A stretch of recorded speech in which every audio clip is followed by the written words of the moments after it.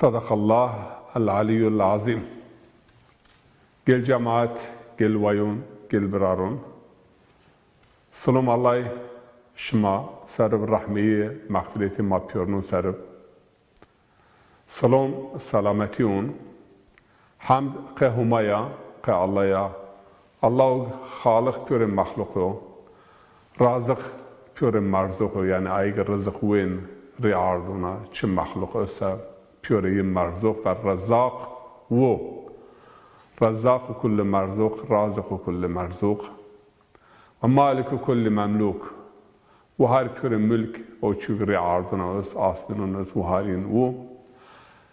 Rabbul alemin terbiyeger, hidayetkar, rar, mecnayo, püre mahlukatun wo, ma yir hamd kin, ma yir teşekkür kin, ma insan veraşt, şeref İslam'ı doma, hidayet doma, ana aşme hidayeta, Allah-u Teala rar hidayet ra, ma dörinnetin, ayet-i kerimet, Sure-i Tahad, ayet sovistiyo ya sovistu, ay rar yan raşin hayat ve kıyamet, pürnun sarıp ve salat ve selam on bazın peygamberi sarıp on bazın güzide vicnayı ve sarafrazın bin sarıp ayet-i mekiven aşme hidayete aşme rahmete memnun nyo hayat khud yani keyfweş nyo yo saadet hayatiyet çinyo ve men a'rada an zikri fe inne lehu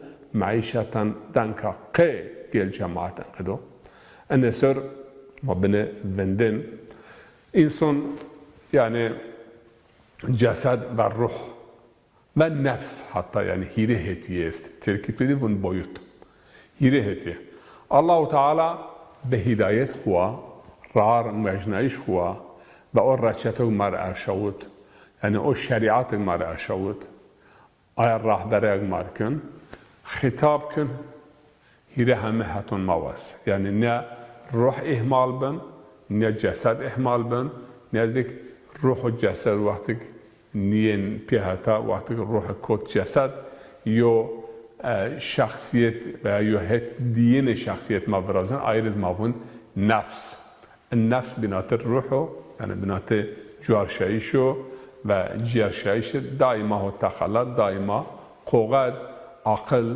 melaiket, peygamber vazini kaşkil hep çuarya o nefsu, şeytunu, dünya o hırsu, şehvet özek kaşkin hep ciğerya.